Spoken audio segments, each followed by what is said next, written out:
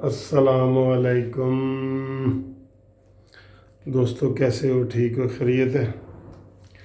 आपकी नज़र से गुज़रा होगा कि सुप्रीम कोर्ट के चीफ जस्टिस गुलजार साहब ने जो है अपना वो हुक्म वापस ले लिया है जिसमें उन्होंने कहा था ईद से पहले कि तमाम शॉपिंग मॉल खोल दिए जाएं।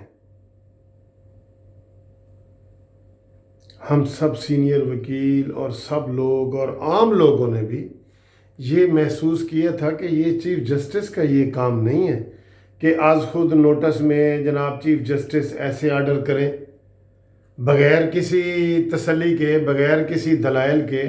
दलाइल होते हैं, एक तरफ दलाइल होते हैं, दूसरी तरफ दलाइल होते हैं, उनको देख के एक फ़ैसला किया जाता है। तो तब सबको ये लगा था, तब चूँकि ये वबा जो है इतनी ज़्यादा कोरोना वाली नहीं फैली हुई थी, तो उसमें कुछ लोगों ने उसको थोड़ा सा खुशी का भी इजहार किया था।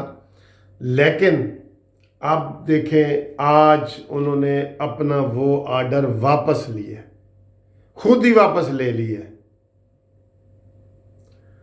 दोस्तों, पहले जो हमारे चीफ जस्टिस रहे हैं ना, साकिब निसार साहब, उसने सबसे बड़ी बर्बादी की बुनियाद उसने रखी थी। उसने कुछ नहीं देखा कि मैं चीफ जस्टिस हूँ तो मैंने कौन सा काम करना है और कौन सा काम मैंने नहीं करना, कौन सा काम मेरी डोमेन में आता है, मेरे इख्तियारात में आता है और कौन सा नहीं आता। वो बैक वक्त चीफ जस्टिस भी थे, वो बैक वक्त सियासतदान भी थे, वो बैक वक्त अदाकार भी थे। ऐसे सड़कों पे रुक जाते थे, हाँ मासी बता की चाहिए तेनू, मासी की चाहिए, इधर आओ भाई, फलाना आओ, आईजी को बुला रहे हैं, ये वो। ये जब इख्तियारात मिलता है ना, छोटे बंदे को जब इख्तियारात मिल रहे हैं तो उसको पता लग जाता है कि ये वाकई छोटा था, इसको ये इख्तियारात नहीं मिलना चाहिए था। तो साकिब निसार जो है इन बातों का वो बानी है, बानी। उसने इन चीज़ों को सारी हवा दी है। उससे पहले भी गुजरे हैं लेकिन थोड़े बहुत थे। साकिब निसार ने हद कर दिया, जैसे एक पीक होती है ना किसी चीज़ की, वो 90 दर्जे पे ले गया, उसने हद कर दी।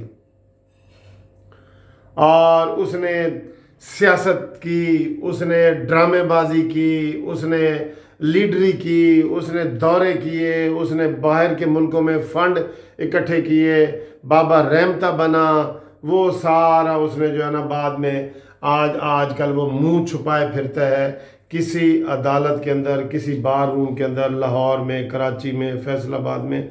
उसको जाने की जरूरत नहीं कि चाय का एक कप पी ले। उसे पता है कि वकीलों ने वहाँ पे उसकी छितरौल करनी है, तारीखी छितरौल करनी है साकिब निसार की, क्योंकि वो इदारे को तबाह करके गया था। तो मुझे याद है, बल्कि मेरी इसमें एक वीडियो है। तो जस्टिस गुलजार साहब, आपसे भी हम ये रिक्वेस्ट करते हैं कि आप भी गुस्से में ना आया करें और आप भी अपनी डोमेन में रहें, आप भी अपनी डोमेन में रहें। आपका पहले एक आया था नजायज़ तजावज़ात के हवाले से, कराची का आया था। आपने गुस्से में कहा कि जी चाहे बंदूक भी उठानी पड़े ना तो ये तजावज़ात गिरा दी जाएं। इसका क्या मतलब था? इसका मतलब ये मतलब गलत ही मतलब निकलेगा ना इसका, कि बंदूक भी उठानी पड़े तो ये यानी कि बंदों को फड़का दो और तजावज़ात हटाओ। इस तरह के चीफ जस्टिस, इस तरह के आर्डर होते हैं कोई? अब ये जो आर्डर आपने किया है और सुओ मोटो लिए आपने नोटिस, आपके पास कोई पिटीशन नहीं गई। सुओ मोटो अव्वल तो ये होना ही नहीं चाहिए। सुओ मोटो बिल्कुल लिमिटेड, इसके ऊपर कोई पाबंदियां होनी चाहिए। हमारे सुप्रीम कोर्ट के सदर जनाब कल्ब हसन साहब आपके पास गए और उन्होंने कहा कि सर जी, अदालतों को अभी ना खोलें, अभी लॉकडाउन का ज़माना चल रहा है और ये लॉकडाउन बढ़ जाएगा। तो आपने कहा हटें हटें, रोस्टम से पीछे हटें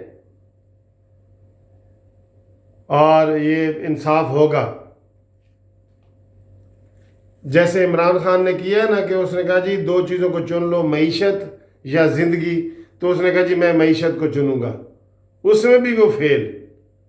لوگوں نے کہا بھئی اس سال جو ہے نا، اس سال اپنی جانیں بچا لو، اگلے سال کاروبار کر لیں گے اگر زندہ ہوئے تو۔ عمران خان نے کہا نہیں، کاروبار کرو، زندگی جاتی ہے تو جائے۔ دوستو بات یہ ہے کہ یہ آج ہم نے اس کو جسٹس گلزار صاحب کو یہ ہم بتا رہے ہیں کہ آئندہ کے لیے بھی ایسے کوئی اقدام نہ کریں، سو موٹو اول تو نہ لیں۔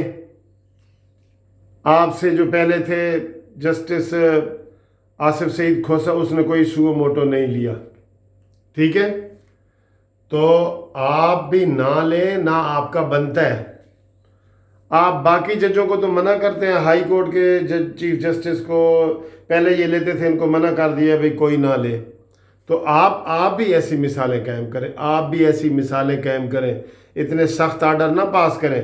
تب ہم سب حیران ہو گئے تھے کہ جناب چیف جسٹس نے آتے ہی چوکا چھکا لگایا ہے اور غلط اس طرف لگایا ہے کہ شاپنگ مال کھول دو، اور آج وہ اپنا آرڈر آپ کو واپس لینا پڑا ہے۔ یہ آپ کے اختیارات میں نہیں ہے، یہ انتظامیہ کا کام ہے۔ پہلے انتظامیہ کو تو پوچھو۔